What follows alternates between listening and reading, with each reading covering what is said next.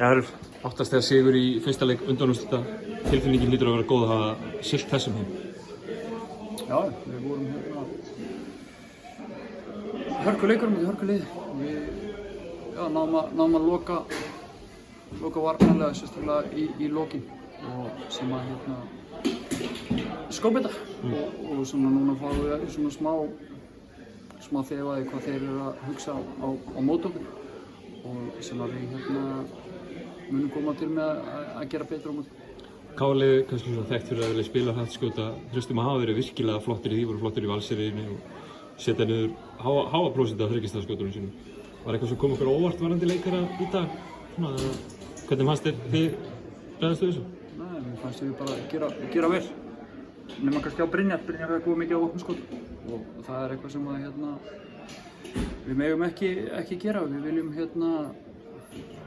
láta hafa meira fyrir þessu heldur en þessu opnskot sem hann var að fá og hann er bara þannig leikmaður að hann þegar hann dettur í gang þá er erfitt að jóga en á samanskapi gerðum við þokkalega á aðra menn. Þú persónulega varst í villu vandræðum hérna í fyrsta leikluta. Það var þriðju villuna en að snemma í öðru leikluta. Var ekkert erfitt að þurfa að setjast á bekkinn annars að anda svona og geta ekki tekið þátt? Jú, auðvitað er erfitt að horfa á, maður vill spila, það vilja allir spila en á sama tíma þá treysti ég liðinu mínu fyrir að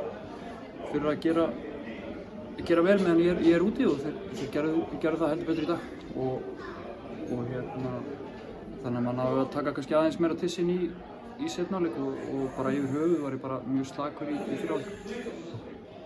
Næsti leikur í Vesturbænum, komnir með 1-0 stöðu. Hverjum að búast af leikliðsins í Vesturbænum í næsta? Hitta betur á skotum. Þá erum við bara í góðum málum og svo núna veitum við kannski líka betur á hvaða skot við erum að fara að fá og ef við gerum það þá erum við bara í góðum málum og svo á sama tíma varnarlega að gera eins erfitt fyrir og við getum og við halda áfram að gera svona svipaða hluti og vorum að gera það. Alveg að lokum, nánast smekkfullt hús í Keflavík, ráðlega flottir stuðningsmenn. KR mættir á leikinn, stuðningsmenn ykkar mættir á leikinn með læti, alveg þangað 20 mínútur eftir leik meira að segja þetta. Ekki gaman að spila í þessu umhverfi?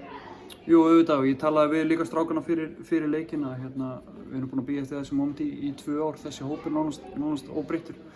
Þannig að njóta þess að spila og njóta þess að fá að spila fyrir framan áhorfendur. Það hefur ekki verið sjálfgefið upp á síðkasti og þetta var bara æðislegt og mjög gaman að sjá hvað margir mættir og margir að taka þátt líka í stuðningnum. Það voru rosalega fáir áhorfendur. Það voru bara stuðningsmenn í dag og vonandi klæða fleiri sér líka bara í litin okkar. Það væri skemmtilegt að sjá það.